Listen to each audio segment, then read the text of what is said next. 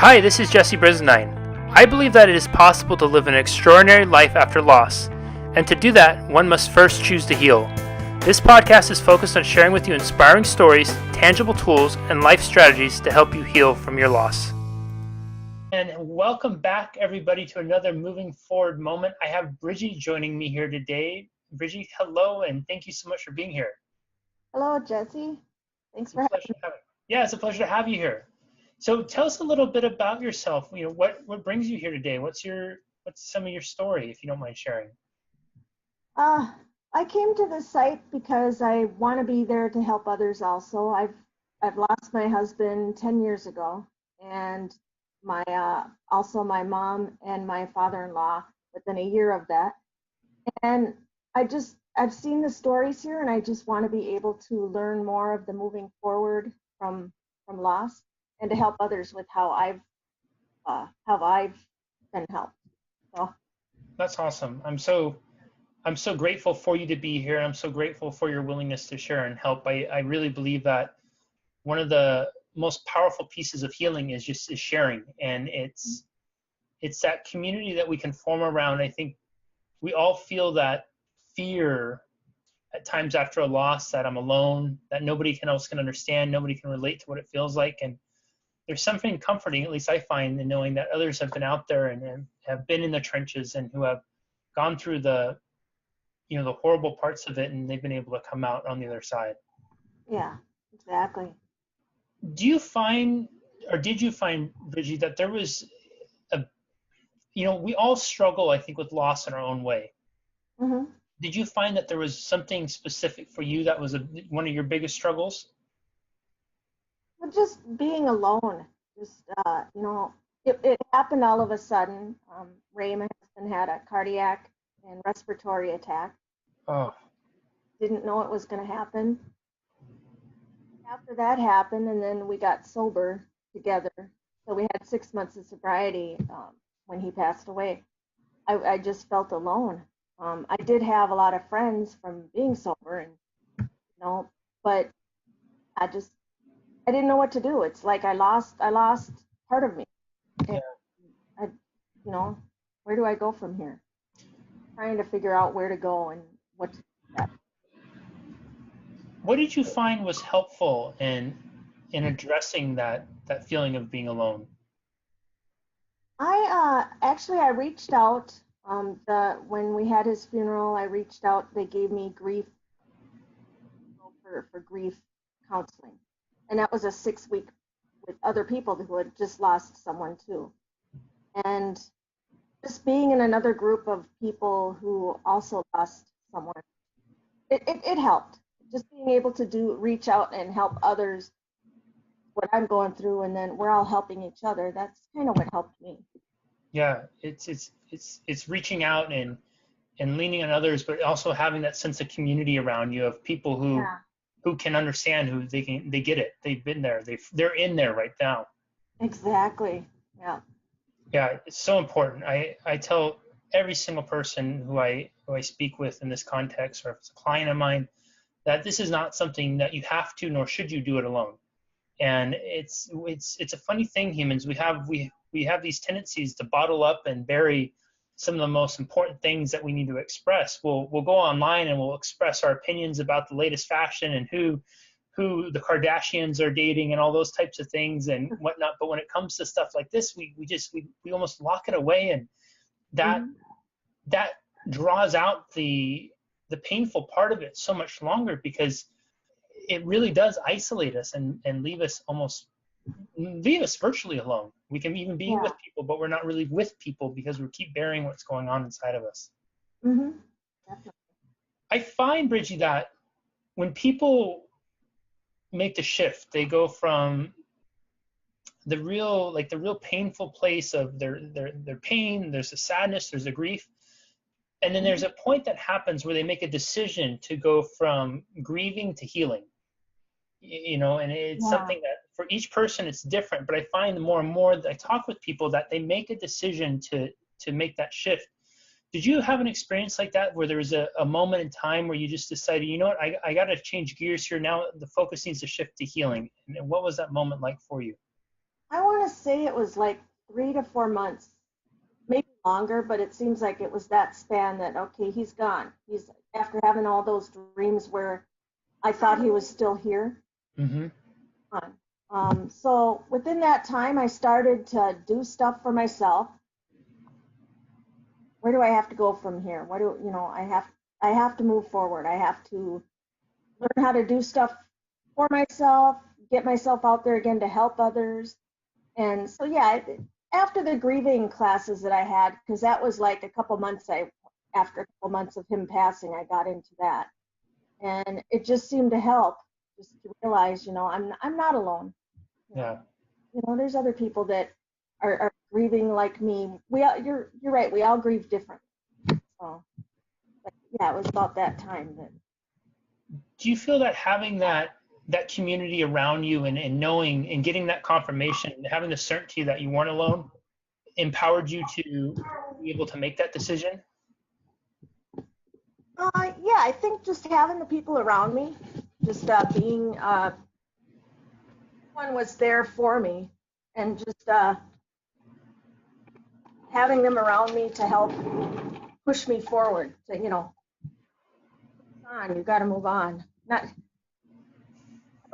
they were not sympathetic, but Yeah, I find that it's and a lot of times when we use a word like decision, it seems like it has to be this big thing, and it doesn't. A lady who was like my second mom passed away unexpectedly last year, and I'm very close with her husband. And him and I were having dinner about 3 months after she had passed away, and he told me that, he told me with tears in his eyes, but he told me nonetheless that he said he had taken out 3 or 4 of her outfits and donated them to a clothing or shelter. uh-huh. He said, I know it's not a lot, but it's something. And I was telling him, I said, it doesn't matter how much it is.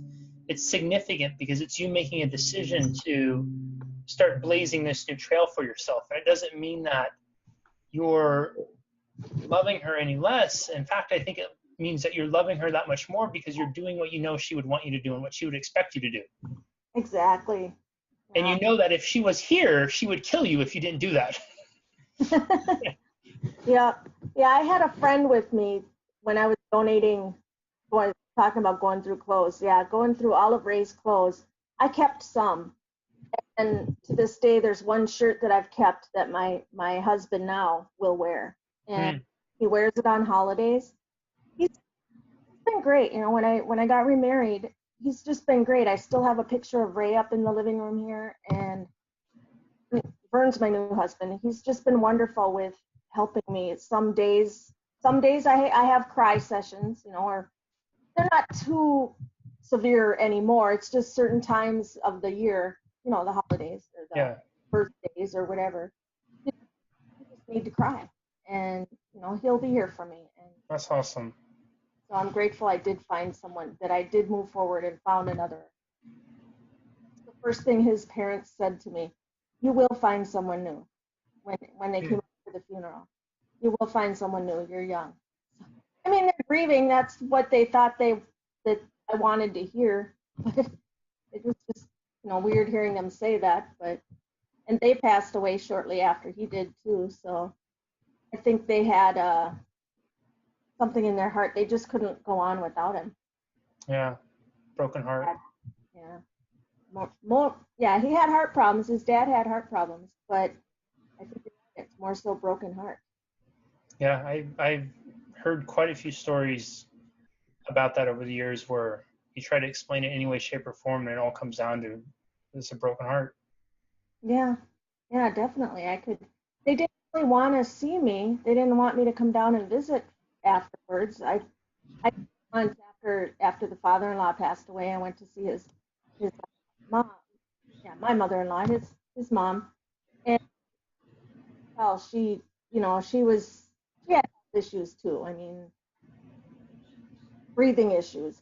So 2013 was when she passed away. Wow. I'm grateful that your new husband, Vern, right? Yeah.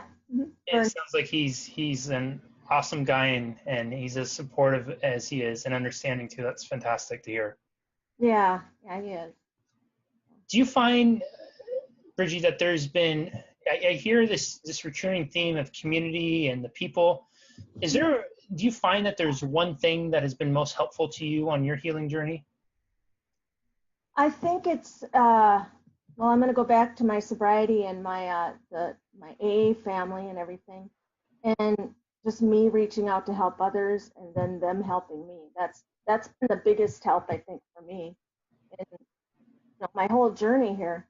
Um, just they've helped when they see something that I need or want or be there for me. They've always been there, and Yes. also groups like this, like online groups. Um, I'll be searching, and all of a sudden you popped up, and I'm like, I gotta check out that page, and I haven't been on it as often as I feel like I want to come on it. It's, I have so many things going on, but I need to get on here more often, and I wanted to contribute more too, because I know I have a story that can help others, and life is beautiful, and even when you lose someone, I still get signs when I'm walking my dog. I'll have cardinals, butterflies, you name it. I have different signs, and I think last night's Caroline, I forgot what her name was last night's. Oh yeah. Shoot, who was last night? It was Caroline or Kathleen. Yeah, yeah. Wasn't that one something else? That was a good one, yeah, and the signs she talked about too. I mean, Yeah. signs are awesome. I want to share just one. I was driving, and there was a van next to me, and it was Raymond Above and Beyond. That's what the van said. Wow. And I mean, that's what his name was, Raymond. And it was like a work van of some sort. But it's like, how awesome is that? Okay, he's above and beyond. Yeah, I love that. Yeah, so. People I'll hear people sometimes get frustrated because they say they never see signs, and my response is always the same to them, that you have to be open to seeing signs. Definitely. When we're so focused on, and I say this with love, but when we're so focused on grief, and especially sometimes we get so immersed into it that it becomes this identity that we form. Yeah. Right? It's Emotions change from a place of feelings to they become nouns. It's no longer I feel sad, it's now I am sad. Right? Yeah. It's no longer an emotion that we feel, but it's a hat that we wear. And when we get in that frame of mind, what happens is you go into this tunnel vision, right, where you only see what's in front of you, which is the grief, and then all the stuff that's going to add to more suffering, more pain, more misery. And that's where you'll hear people who get stuck in it will be stuck in it for months and years at a time. And part of my reason in creating this group is because I want to create a community that fosters a focus on healing and helping people get out of that. Yeah. Because when people get out of that and they open themselves up to seeing signs like yourself, you're able to see them. And I really believe that our loved ones make an effort to try to communicate with us more than we may give them credit for. It's just we have to be open to seeing it. We have to be open to receiving it. And we have to do that. We have to open up our scope of vision beyond just the pain that's in front of us. Yeah, I totally agree. If you could have one piece of advice, Bridgey, to share with everybody watching and listening right now, what would that piece of advice be? Just one. You could do two. Let the grief happen. Like when you lose someone, about what others are thinking. You're going to go through the waves. I think you've heard that before. You go through waves. Just let it happen. Get out and help others too. I think I typed something up on the page also about that. Just get out and help others. If you're feeling something, go out and try to help someone else with whatever they're going through. Get out of yourself. I'm not sure what else. I mean, I think that's great. For me, that's what works for me, is going out and helping others. Yeah. Doing for others. I'm all about helping others, so that's my big major thing here, is helped me when I needed it, and so now it's my turn to get forward and help them. But like I said, just let grief happen when it happens. If a song comes on the radio and all of a sudden it makes you think of your loved one, go ahead and cry. Let it happen. And if people are Yes. asking what's going to go on, you just need that sometimes. Like I said, it's been 10 years, going on 11 in October, so it'll be 11 this year. Like I said, I got remarried. I'm happy again. You know, life happens. You know, there's never a day goes by that I don't think of all of my loved ones up there. Absolutely.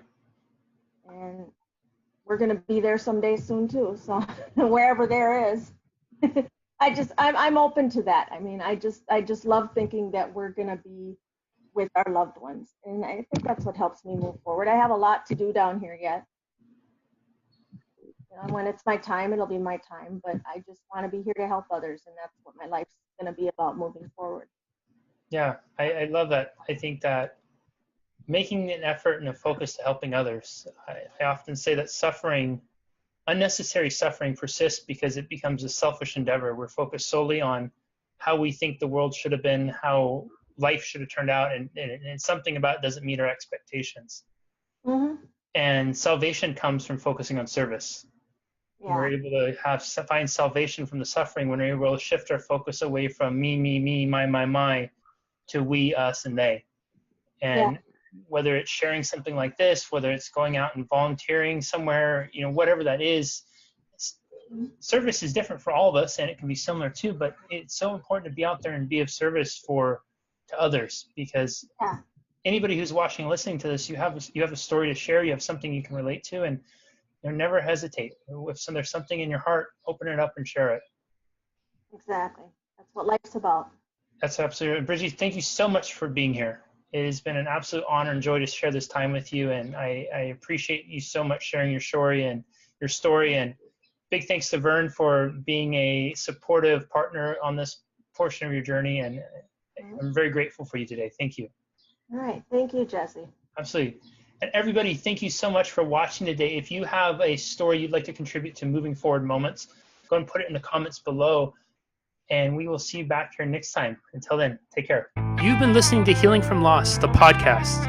If you found value in this, please subscribe, rate, and review it on whatever platform you're listening to it on.